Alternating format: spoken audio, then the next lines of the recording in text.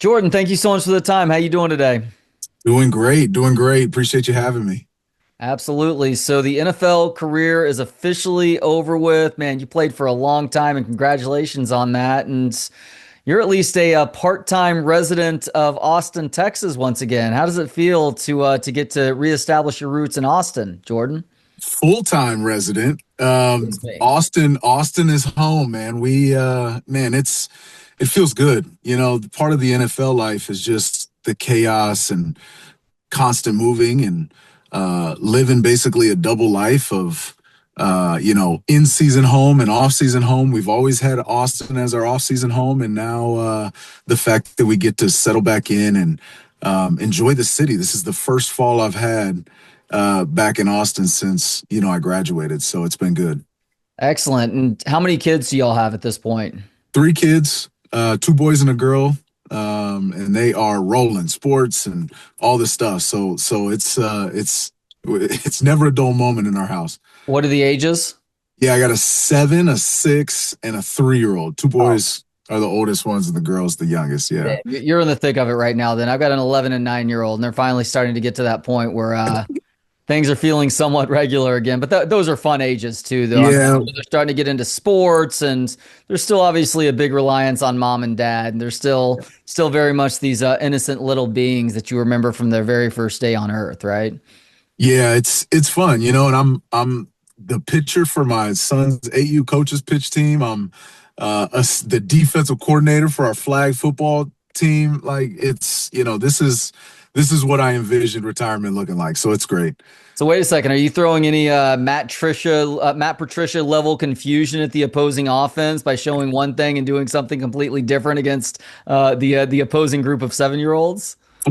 Flag is interesting, man. It's been an adjustment for me. I tried to do some creative stuff, and it's like at that age, the more simple and just put them in a spot and just teach them a basic stay in your bubble seems to work the best for our team. So the worst thing that can happen is over pursuing one side of the field, and then the kids just go the opposite way, and it's a touchdown every time. So trying to work on the basics.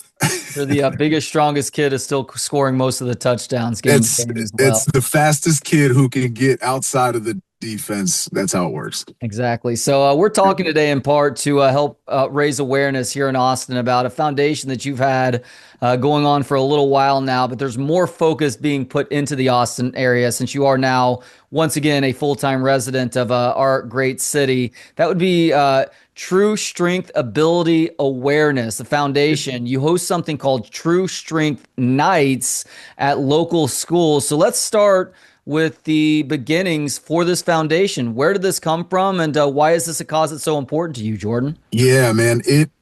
I had the privilege in high school of being a part of a young, one of my peers who had muscular dystrophy named Greg Ozinski, of being a part of his life.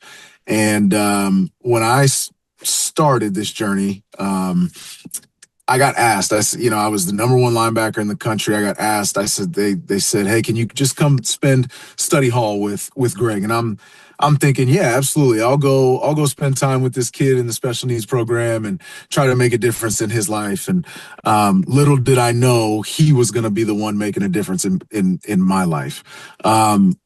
He struggled. He battled. He fought day in and day out, and he was facing realities much deeper than I had ever had to face. And when I was with him and the times I got to see him, like he was figuring out life and death. And to me, when I'm talking football and having to go through struggles and injury and all these things, a lot of people see that as strength. But what I've figured out and what I've learned through the life of Greg Ozinski and many others is that true strength is just the opposite. It's showing up daily, every single day with a smile on your face, no matter the hardship, and living life to the fullest. And so what we've been able to do is partner with these schools, partner with communities, and host true strength events where we can celebrate the abilities of the people in these special needs programs, and celebrate them in a way that many times they don't get the opportunity to be celebrated. And it's been special to see. It's been awesome to be a part of, to experience. But yeah, we've only been up and running for a year and a half. We've been focused on the greater Cincinnati area. And we've been able to, obviously, now that I am here establishing roots in Austin, put more focus into our area. What an important lesson to receive so early in life. And that helps make sense, just kind of the career path you were on, because you obviously came to Texas as you just said it, one of the top rated recruits in the entire country. And your career did get derailed by injuries here in Austin, but you were able to persevere and not just make it through college and garner all conference honors before it was all said and done. I believe all American honors as well. But to play as long as you did in the NFL, I would imagine that in the back of your mind, the lesson that you learned from your fellow student really allowed you to appreciate what you had and to work hard to be able to maintain that too. 100%, 100%. And that's what, I believe that's what life's about. Because at some point, we're all going to face hardship, and it's how you respond. And, not only are we giving back to these schools, giving back to these programs through our foundation, but we're trying to create leadership, and we're trying to create a synergy and a connection and a camaraderie within communities. And just, every person has a lesson and has a role in our ability to connect and to love each other. And so that's what we're trying to do. We're trying to create leadership within our communities, and not have this shyness, like I had at first, when I was with Greg, of bringing up conversations and breaking down those barriers and breaking down those walls. So yeah. So, for people listening right now, you could be a student, a parent, maybe a teacher or a school administrator. You can sign your school up to take part in one of these events through TrueStrengthAwareness.org. True Strength Nights is what they're called. And for anybody who is interested in nominating their school to take part in one of these, what exactly happens at True Strength Nights, Jordan? Yeah, so what we do is there's a group of volunteers within the school, and we take the special needs programs and we combine them. We bring them together, and we host these events as sporting events, right? So basketball games, football games, volleyball games, you name it, whatever the school deems best. And what we do is we create an welcoming environment for the students. They get food, we feed them, we provide entertainment for them. But then, rather than announcing maybe the team players, the basketball starting five, we will announce some of the students from the special needs programs. We'll run them out. We'll run them out of the tunnel for the football game. We will continuously throughout the game make announcements and honor their achievements, but then also at halftime have a halftime celebration. And so it's this entire night, this entire event, just honoring and celebrating these students who often get overlooked, and making sure that, we are putting our best foot forward and making sure that they're taken care of. Jordan, at 47, whenever I step on a football field, it could be DKR or AT&T Stadium for like a Big 12 media days, let's say. There's something magical that goes through your body when you step out on the field. Now, for you, you've stepped on thousands of fields in your life, so that feeling may not be as profound. But I can only imagine how cool it is to hear your name announced over the PA and everybody celebrating the fact that you are on the field and you're kind of in the spotlight too. So that's what a fun event that must be for those kids. Yeah, and the kids love it. The volunteers love it. The student body loves it. I mean, it is a very impactful moment, not just for the students that we're celebrating, but for everybody. And so that's what we take pride in, is connections and bringing those two together and being able to celebrate. So, Jordan, you talked a little bit earlier about trying to foster leadership in these younger generations. That is such a crucial quality to try and instill in others. And look, you were able to last as long as you did in the NFL because of your skill, but also because you were looked at as a guy who could join a new situation and immediately provide leadership qualities to that team. What do you think some of the most important things are for effective leaders? Yeah, I think first and foremost is empathy, service. I think one of the biggest things I was able to do was serve, empathize with people where they're at, but then also assess my own struggles and the things I've gone through and apply them into certain situations, right? And in those moments, you're able to foster a relationship that's deeper than just, hey man, how can I help you? Hey, how's this? How's that? But it's like, now, like, what are you feeling right now? Like, how are you actually doing? And that provides a moment of comfort, a moment of vulnerability, where you're then actually able to tap into somebody's heart. And so, to me, it's more of a personal level. Why would you follow me if you don't trust me? If you don't believe the things that I say? And obviously that takes a lot of hard work and following through. But those, that's obviously the to me, that's the smaller aspect of it. You've got to be able to connect on a personal level. Yeah, and walking the talk. Now, you mentioned taking your own struggles and applying those to those newer situations. Is there an example that comes to mind for you? Absolutely. I mean, I've had plenty of injuries. I tore both my Achilles by the age of 25. Um, I've had countless times where I've been around people who have torn their Achilles, and because of my experience, I know like Kirk Cousins, when he tore his, he reached out and he had the same doctor, and we were able to kind of communicate on that, and I was able to help him through those that time. Um, I was, the nature of NFL football is you're always trying to get replaced. My third year in Arizona, last year in Arizona, we drafted a young linebacker by the name of Zaven Collins, who's a good friend of mine, but they drafted him to replace me and take my spot, right? I got a call the next day, and after the draft, and was told that my spot was taken by a kid who had never taken a snap, let alone a practice snap in the NFL, right? And so what are you going to do? How are you going to respond? You respond with resiliency, you put your head down and you go to work. And I ended up starting 96% of the snaps that year. The the nature of the NFL is guys are getting cut, guys are moving around, everybody feels like they deserve to be on the field, and that's not the reality of the situation. And so about 80% of the guys are on the bench at one time, and you have an ability now.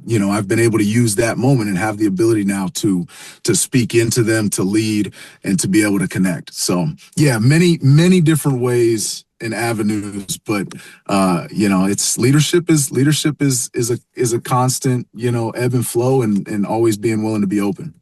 Yeah, maintaining a positive attitude in the face of that phone call. Was that the GM, the head coach, who called you and told you, hey, this rookie's never played a snap in the NFL is about to replace you?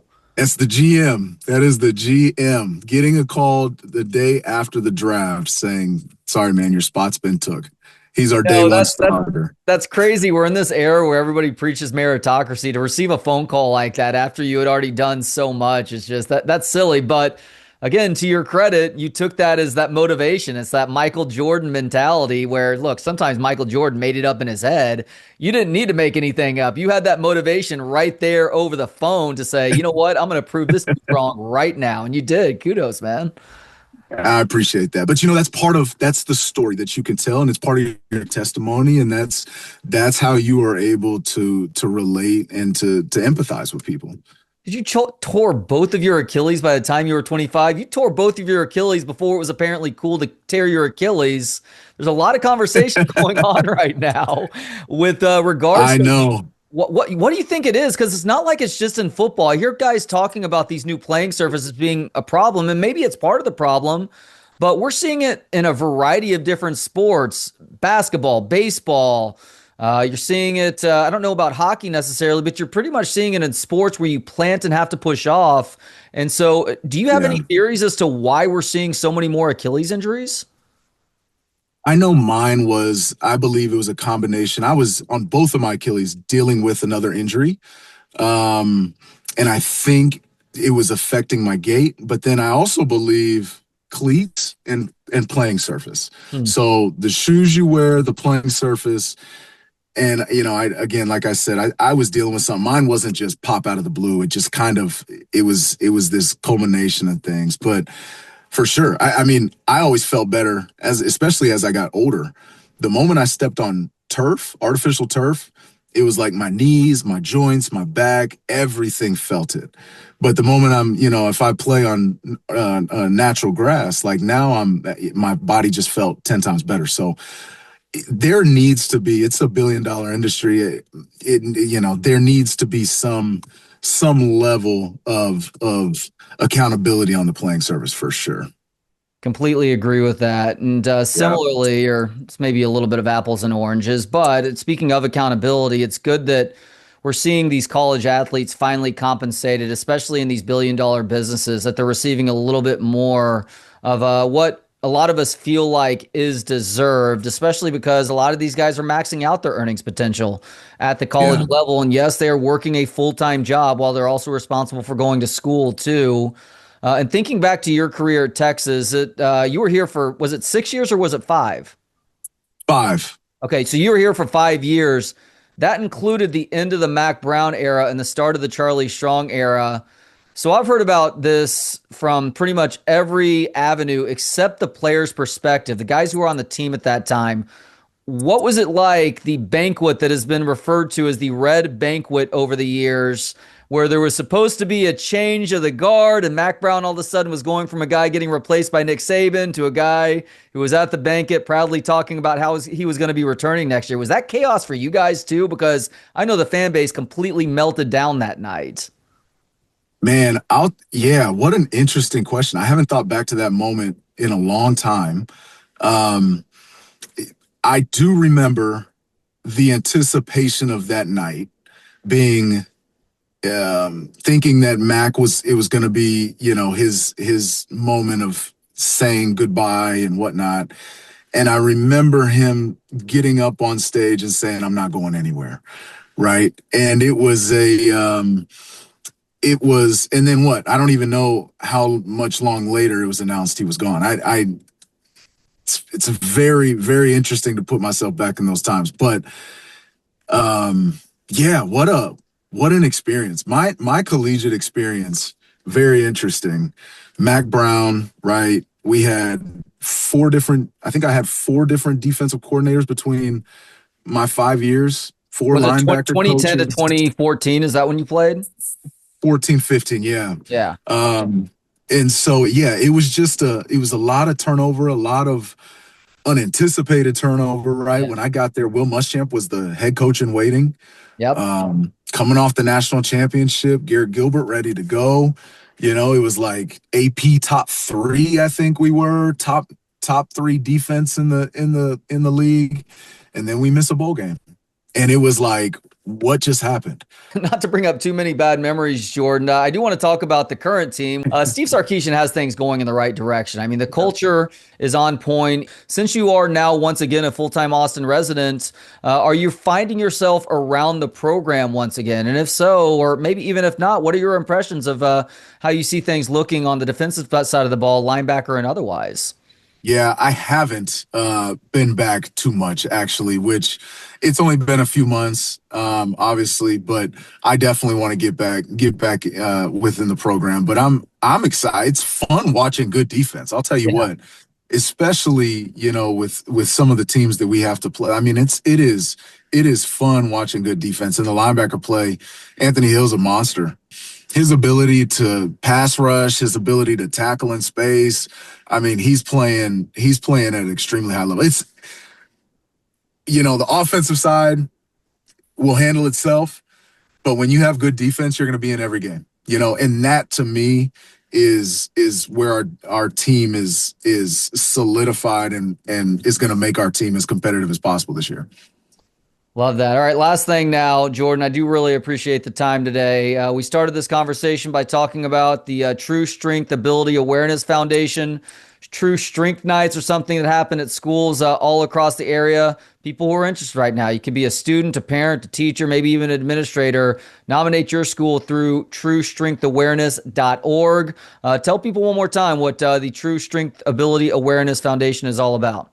Yeah, we're about celebrating the kids in the special needs programs, giving back to these programs that are often overlooked, but then creating leadership, creating camaraderie within the community by bridging the gap between, the general population of the school and the special ed program, which often there's a wall. And so we host these nights, we celebrate these kids' abilities. And we just have fun. We try to make it as enjoyable for everybody and as impactful for everybody as possible. Well, Jordan, thank you so much for those efforts. Again, truestrengthawareness.org is where people can go to find out more, to sign their school up. Thank you for that effort. Thank you for the time, and enjoy life as a full-time resident in Austin once again, man. Yeah, thanks, Trey.